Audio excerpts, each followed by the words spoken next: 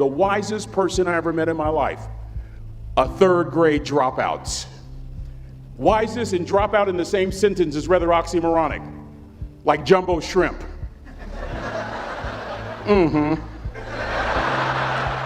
Like fun run, ain't nothing fun about it. Like Microsoft Works, y'all don't hear me. I used to say like country music, but I've lived in Texas so long, I love country music now. I hunt, I fish, I have cowboy boots and cowboy, y'all, I'm a black-neck redneck. Do you hear what I'm saying to you? No longer oxymoronic for me to say country music. And it's not oxymoronic for me to say third grade and dropout.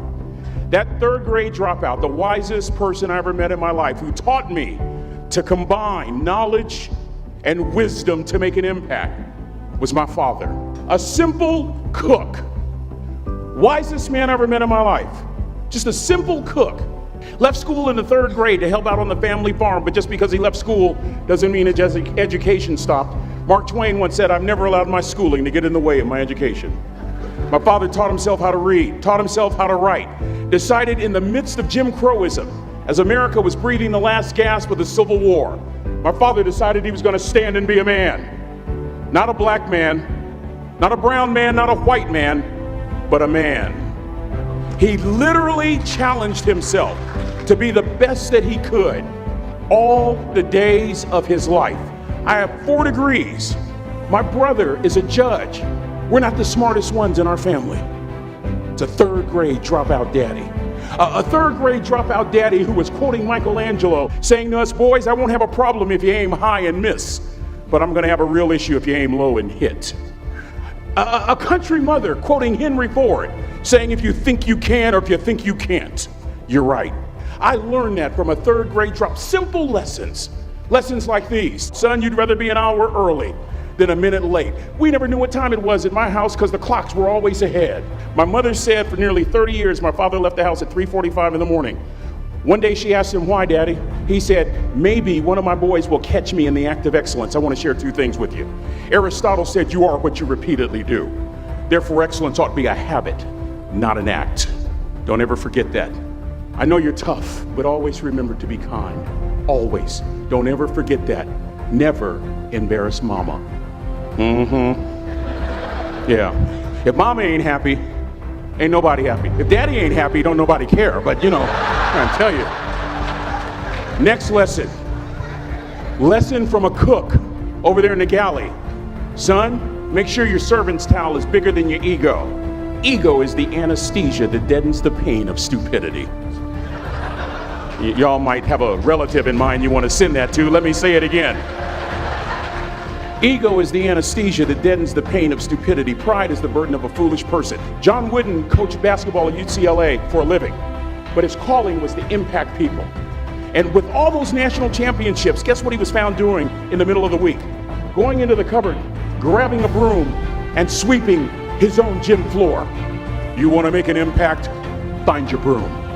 Every day of your life, you find your broom. You grow your influence that way. That way you're attracting people so that you can impact them.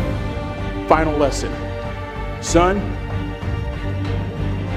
if you're gonna do a job, do it right. I've always been told how average I can be. Always been criticized about being average. But I want to tell you something. I stand here before you, before all of these people, not listening to those words, but telling myself every single day to shoot for the stars, to be the best that I can be. Good enough isn't good enough if it can be better, and better isn't good enough if it can be best. Let me close with a very personal story that I think will bring all this into focus. Wisdom will come to you in the unlikeliest of sources, a lot of times through failure. When you hit rock bottom, remember this. While you're struggling, rock bottom can also be a great foundation on which to build and on which to grow. I'm not worried that you'll be successful. I'm worried that you won't fail from time to time. Person that gets up off the canvas and keeps growing, that's the person that will continue to grow their influence. Back in the 70s, to help me make this point, let me introduce you to someone. I met the finest woman I'd ever met in my life. Back in my day, we'd have called her a brick house. This woman was the finest woman I'd ever seen in my life. There's just one little problem. Back then, ladies didn't like big old linemen.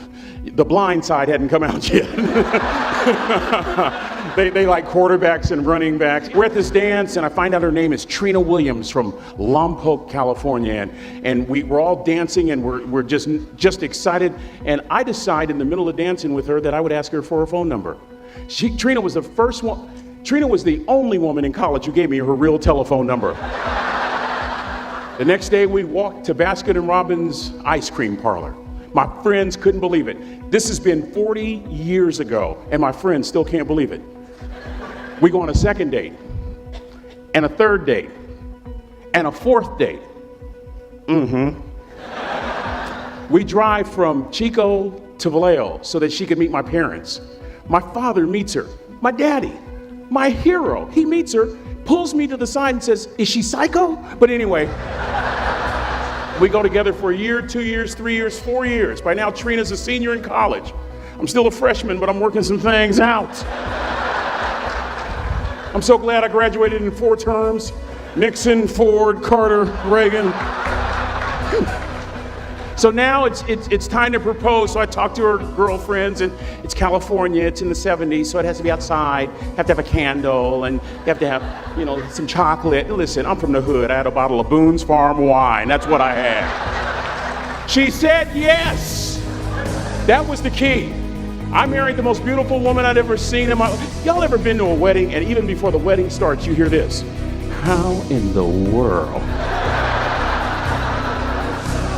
And it was coming from my side of the family.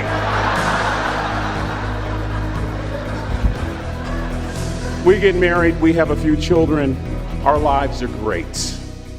One day, Trina finds a lump in her left breast. Breast cancer.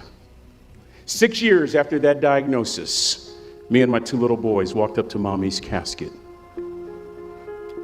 And for 2 years, my heart didn't beat. If it wasn't for my faith in God, I wouldn't be standing here today. If it wasn't for those 2 little boys, there would have been no reason for which to go on. I was completely lost. That was rock bottom. You know what sustained me? The wisdom of a 3rd grade dropout. The wisdom of a simple cook. We're at the casket. I'd never seen my dad cry. But this time I saw my dad cry. That was his daughter. Trina was his daughter, not his daughter-in-law. And I'm right behind my father, about to see her for the last time on this earth. And my father shared 3 words with me that changed my life right there at the casket. It would be the last lesson he would ever teach me. He said, "Son, just stand. You keep standing.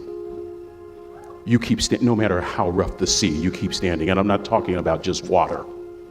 You keep standing. No matter what, you don't give up.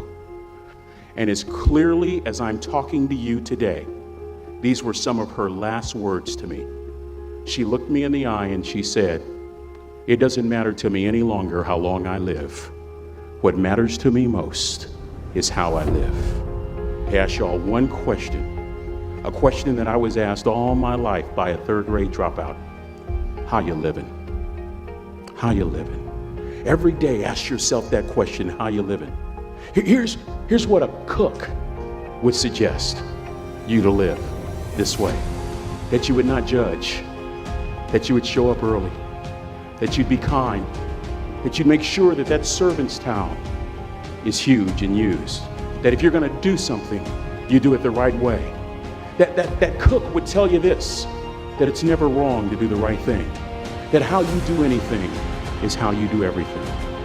And in that way, you will grow your influence to make an impact. In that way, you will honor all those who have gone before you, who have invested in you. Look in those unlikeliest places for wisdom. Enhance your life every day by seeking that wisdom and asking yourself every night, how am I living? May God richly bless y'all. Thank you for having me.